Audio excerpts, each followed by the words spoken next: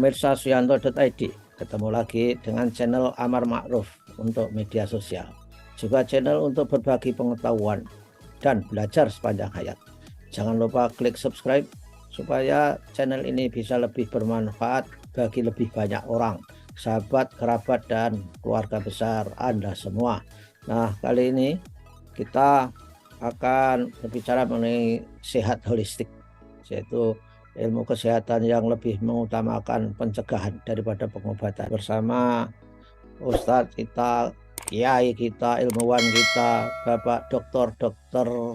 Zainal Mutakin Sofro, ahli ilmu faal manusia, dan beliau adalah dosen Fakultas Kedokteran, Kesehatan Masyarakat, dan Keperawatan Universitas Gadjah Mada. Kalau YouTube ini sampai ke tangan Anda, ini adalah berkat editor channel kita, Mas Heri Teguh Wiono.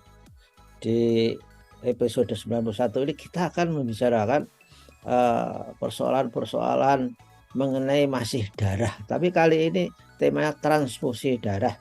Apa manfaat transfusi darah secara medis? Kalau secara sosial sudah jelas menolong orang untuk yang kekurangan darah, membutuhkan darah. Nah, kita sapa dulu. Assalamualaikum warahmatullahi wabarakatuh, dokter. Waalaikumsalam warahmatullahi wabarakatuh. Oke, dok, kita temanya darah. Yang pertama dulu kita sudah bicara cuci darah dan sebagainya. Kita sekarang transfusi darah. Gimana, dok? Transfusi darah. Saya pernah transfusi, dok.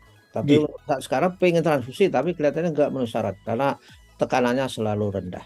Gimana, dok? nggih, alhamdulillah baik Prof. Jadi tema ini tentunya konsisten dengan cara pandang kita terhadap sehat itu sendiri. Oke, Tidak cukup dari aspek lahiriah, tetapi juga aspek psikologisnya, aspek sosial, lebih-lebih aspek spiritual, ya. Jadi saya kira Prof, dengan kemajuan teknologi yang luar biasa sekarang ini, apalagi kepadatan lalu lintas, angka kecelakaan yang sangat tinggi, Prof, ya. ya. Oke. Tentunya risiko untuk terjadinya ruda paksa atau trauma atau kecelakaan itu yang sampai menjadikan tubuh mengeluarkan darah itu ya Hmm. perlu diganti.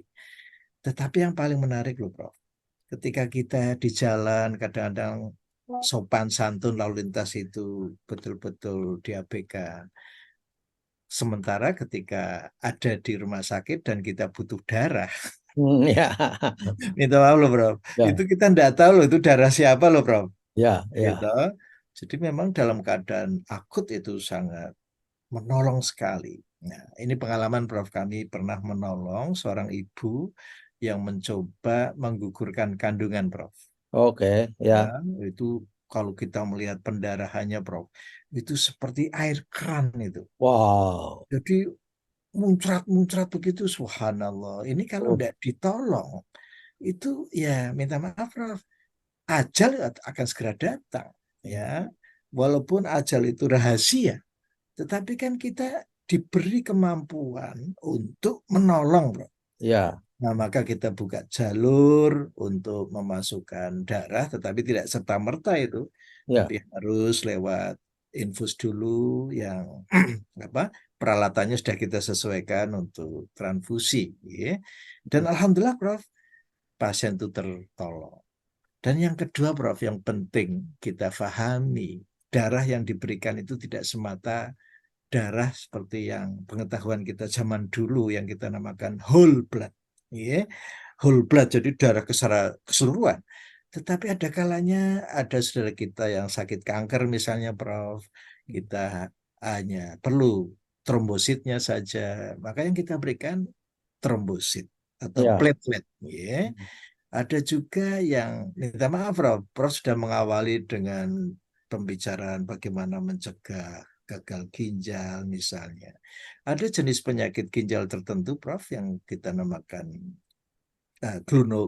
glomerulonefritis gitu. Hmm. Itu sampai akhirnya terjadi kebocoran protein, Prof. Oke. Itu proteinnya tuh bocor sehingga kadar albuminnya itu rendah sekali. Padahal, Ya. Prof, protein albumin itu apa? salah satu jenis protein yang berperan untuk mengangkut obat ketika kita minum obat loh, Bro. Oh. Iya, kalau kita obatnya sudah tersedia banyak tapi pengangkutnya tidak ada bagaimana? Ya, ya, ya. Maka kita juga perlu, Malah kebanyakan tentara itu, Dok. lah itu.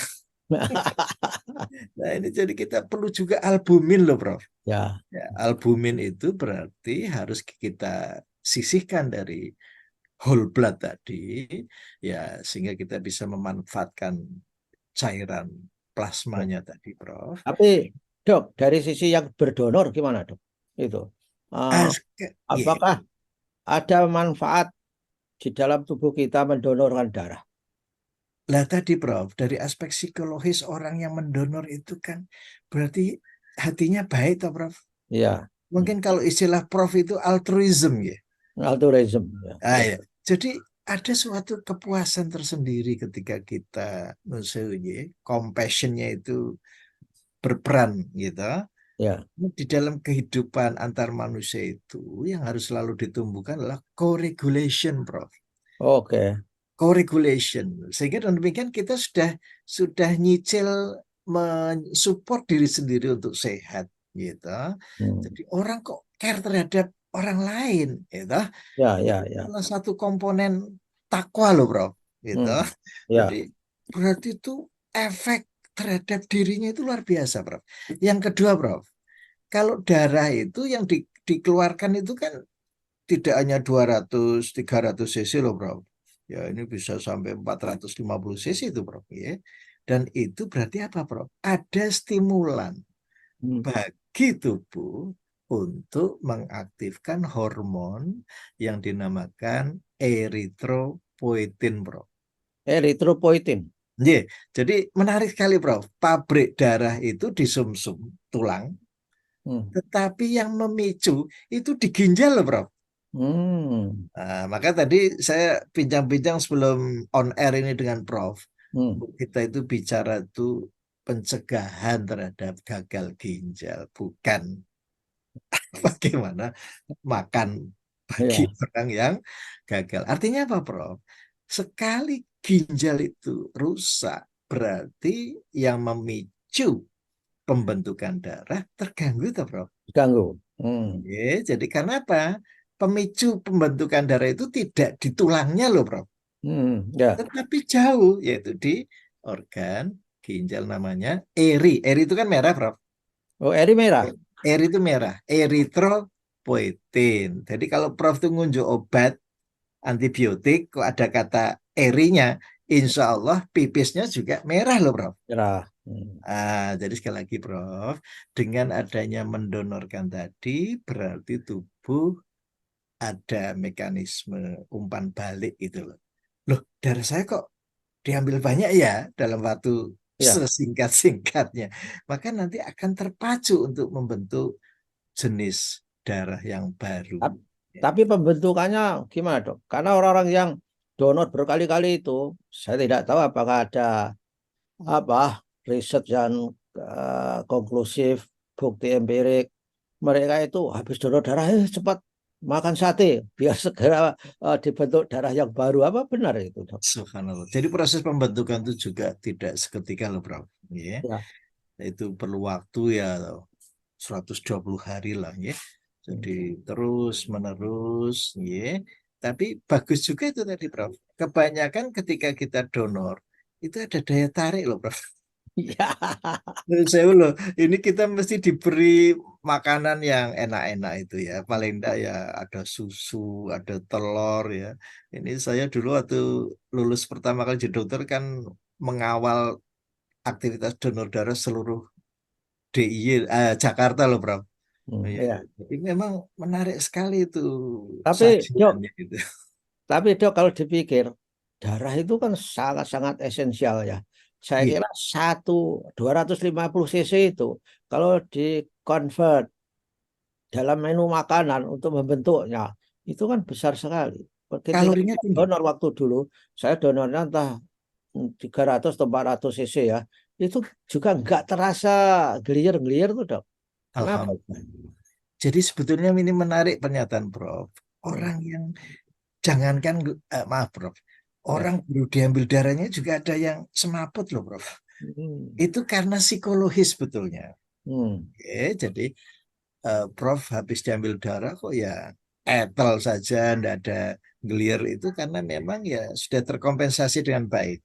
Jadi Hmm. selama Prof sehabis diambil darah tidak langsung berdiri bangkit jalan ya istirahat dulu ya Ya. Ya. supaya ada proses penyesuaian lah. Hmm.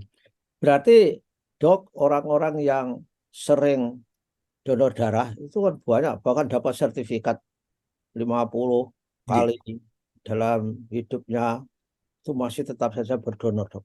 Itu berarti pembentuk darah di ginjal itu sangat aktif dan sangat sehat dong, dok. Itu. Betul, Prof. Dan jangan lupa, Prof, nun sewu ya, bahwa HB yang tinggi itu juga sangat mengganggu kesehatan loh, Prof.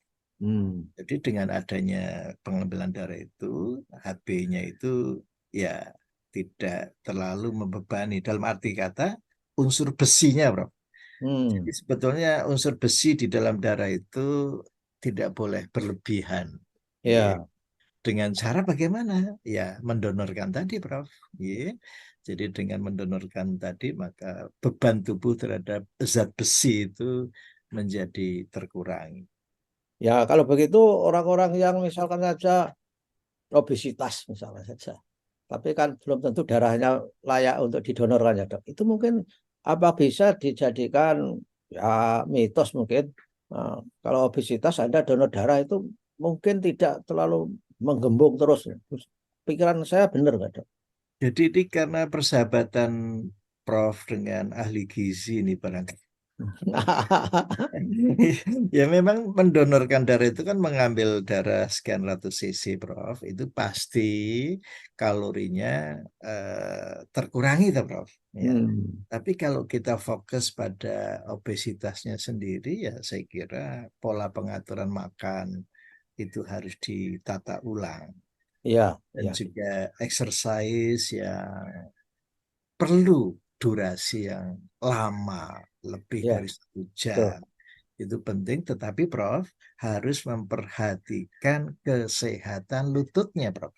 Oh ya, ya, Ya, penting. sehingga pilihan olahraga akuatik itu menjadi pilihan yang tepat, sehingga Ah, lutut tidak terbebani oleh berat tubuh itu sendiri. ya, ya, ya, saya disarankan naik sepeda statik ternyata lebih nggak baik dibandingkan treadmill, dok. Kalau treadmill kan saya jalan yang biasa saja seperti jalan biasa, tapi kalau Alhamdulillah. pakai sepeda statik ketika lututnya itu menekuk, menekannya itu terlalu mendadak menurut saya itu, dok. Jadi salah itu sarannya teman-teman saya itu. Jadi sebetulnya Prof, untuk bersepeda itu yang perlu diperhatikan adalah tinggi sadel, Prof. Hmm, Jadi ketika Prof naik sepeda kok lurus tungkainya, itu hmm, sudah keliru. hmm. Terlalu nekuk juga keliru, Prof. Jadi Oh, ada sudut tertentu bagi sendi lutut yang menjadikan aman ketika ya. mengetuk. Oke, ini pertanyaan terakhir, dok. Orang itu juga ada yang berpendapat bahwa kalau kita berdonor darah itu bisa juga untuk mengatasi persoalan kolesterol karena darahnya seperti dicuci gitu. Itu kan Hmm. pendapat orang awam yang tidak berdasar mungkin. Gimana, dok? Jadi minimal, Prof, kalau darah itu diambil sekian ratus cc, berarti kan kolesterol yang tadinya di dalam tubuh kan terbawa keluar. Jadi secara logika ya bisa diterima juga loh, Prof. Hmm, Ya. ya, Dibandingkan kalau darah itu masih di dalam tubuh kan, yang ya, dengan kolesterolnya juga. ya, ya, ya, ya. Dan nanti urusan kedua adalah setelah diambil, lalu darah itu disesuaikan dengan kebutuhan para penerima. Itu whole Persis. blood tadi, dok. Ya, Betul, Prof. ya, oke lah. Ya, baiklah, dok. Ini tausiah yang luar biasa. Para pendengar, jangan berhenti berdonor darah yang biasa berdonor darah karena itu memiliki nilai kemanusiaan yang luar biasa, pahalanya tinggi dan dari sisi medis itu juga baik supaya ginjal kita tetap aktif untuk memproduksi darah. Begitu, dok, ya. Alhamdulillah. Terima kasih, dok. kita ketemu hari Jumat yang akan datang. Insya Allah. Kita selalu sehat walafiat. Wassalamualaikum warahmatullahi wabarakatuh. Waalaikumsalam warahmatullahi wabarakatuh.